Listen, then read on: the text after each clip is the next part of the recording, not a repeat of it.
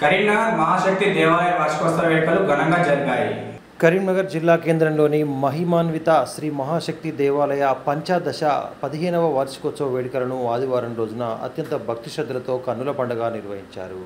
వార్షికోత్సవ వేడుకల కార్యక్రమానికి స్థానిక పార్లమెంటు సభ్యుడు కేంద్ర మంత్రి బండి సంజయ్ కుమార్ ముఖ్య అతిథిగా హాజరయ్యారు. ఈ సందర్భంగా పూజలు నిర్వహించారు. జగద్గురు శంకరాచార్య, హంపి విరూపాక్ష విద్యారణ్య పీఠాధిపతులు, విద్యారణ్య భారతి స్వామివారి కరకరములచే శ్రీ లక్ష్మీ గణపతి, శ్రీ మహాదుర్గా, శ్రీ మహాలక్ష్మి, శ్రీ మహాసరస్వతి అమ్మవార్లకు పంచామృత అభిషేకాలు నిర్వహించారు. అర్చకుల నేతృత్వంలో స్వస్తి పుణ్యవచనము, గణపతి పూజ, అఖండ దీపారాధనము, సర్వతోభద్ర మండలము, లక్ష్మీ గణపతి హోమము, రుద్ర సహిత చండీ హోమంతో పాటు పూర్ణాహుతి, మంత్రపుష్పం కార్యక్రమాలను నిర్వహించారు.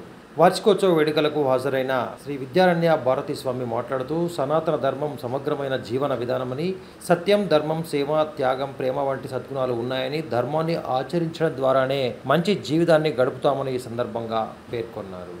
కార్యక్రమానికి ముఖ్య అతిథిగా హాజరైన కేంద్ర హోంశాఖ మంత్రి బండి సంజయ్ కుమార్ ఈ సందర్భంగా ఘనంగా సత్కరించారు. కార్యక్రమంలో ఆయనతో పాటు మేయర్ సునీల్ రావు, మాజీ కార్పొరేటర్ బండ సుమ, అర్చకులు, భక్తులు పెద్ద సంఖ్యలో హాజరయ్యారు.